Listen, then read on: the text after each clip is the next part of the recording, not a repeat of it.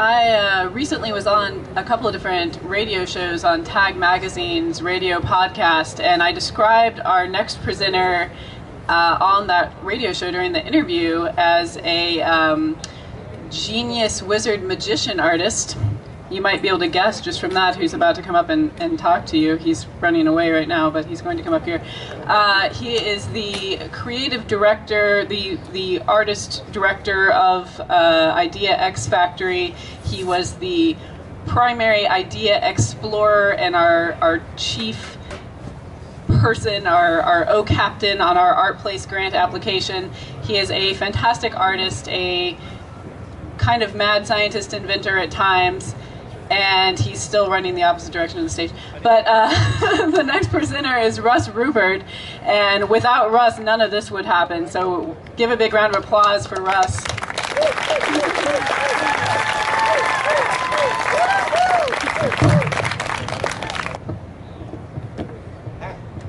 Hello.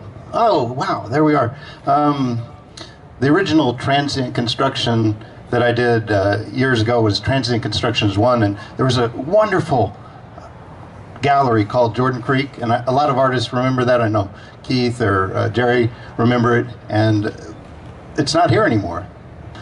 This is me. I'm hanging upside down. Just took a lighter and lit an aerosol can, and then just did a big whoosh of flame. But I've always kind of been interested in this kind of like waterworks and what's below, what's above. And here I am rappelling. I'm actually rappelling down from a cliff, and as I go down, I'm linking this like long swash snake of fire. What's interesting though is also that the waterfall is actually going down, and then it goes underneath the water that it's falling from, which I always found interesting. So as I do various photography down in caves, I thought about the figure and the figure dissolving from one point to another. And then I think about what's below us right now, actually. The Jordan Creek, which used to be that gallery that's like flowing right under this street, it's flowing right under where you're walking there.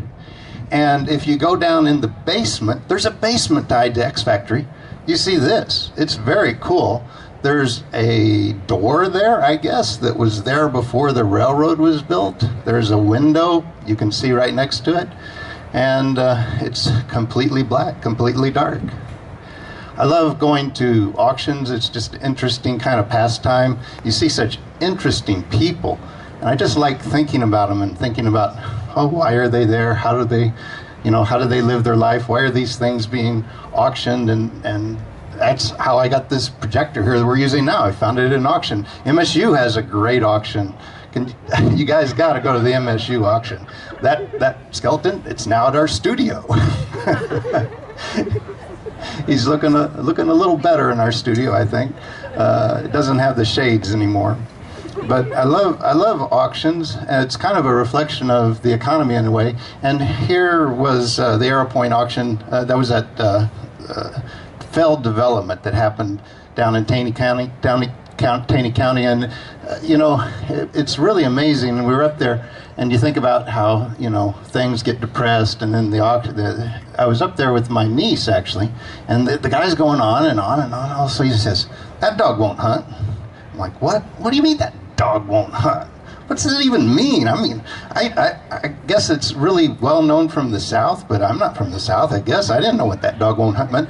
But they were about 800,000. Is like that bid won't work, is what they're trying to say. And I looked at my niece, and I looked down at some dogs, and did those dogs hunt? Why would a dog hunt? What's important about hunting? Why, if I have a dog that hunts, would anybody want it? You know what I mean? It's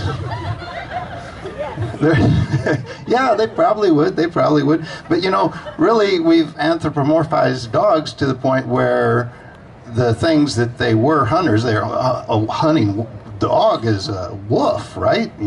And they took the foxes, they did the study with foxes, and as they made them kinder, they picked ones with gentler eyes, and they anthropomorphized foxes. If you read that study, it's really an amazing thing how actually humans are picking things that make the dog looks more soft and friendly. So that dog won't hunt. So this is my niece, Julia, and we talked about this for hours coming back home. Why would we want that dog to hunt? She didn't know. And my whole family has been, I guess, I don't know, hunters of some sort. I didn't want to hunt. Sorry. This is my dad. He's going off to war. He's probably, I don't know, maybe 17, 18. I mean, I'm not even sure. And everybody, when you go back in the RuBert family, has been in a war in one way or another. And from the Revolutionary War, where I can first find one RuBert, the very first one, he's killed. And then the Civil War comes around, almost all the RuBerts are killed off. So I didn't want to join the war. I didn't want to, be that dog. And then look at that big dog, find out he's my first cousin, 8 generations back, I mean, that's kind of crazy. George Washington. But then why do some people get all the, what makes you who you are? That's what we were talking about. Here's another first cousin 2 generations back, and poor kid, he's actually, his body's, that's a medical miracle kind of photo then. His body's been cut and reconnected. And I met him in he was still alive when I was born, but he was very kind of schizophrenic. He was a very strange guy. But we got to be accepting of all people, really, of all people. And so, as I was thinking about the thinker and thinking about what I wanted to do with my show here at the IDEX Factory, I was thinking about Auguste Rodin and the thinker. And the thinker, and why did I decide I wanted to be a pacifist? Why did I not want to go to war? Why did I not sign up like everybody else?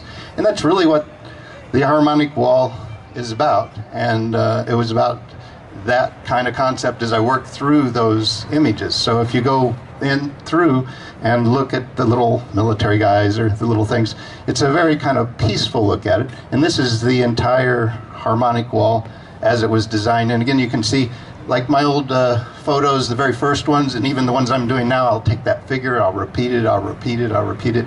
That's really what I was doing as I was creating the imagery for the harmonic wall. And so now that led me to think about, how do you create new ideas? How do you create music? How do you create, and here with just a hand creating light, how can you use that hand to create music? And so then I invented a musical instrument, which I would invite you all to go try and play, because it's just a lot of fun.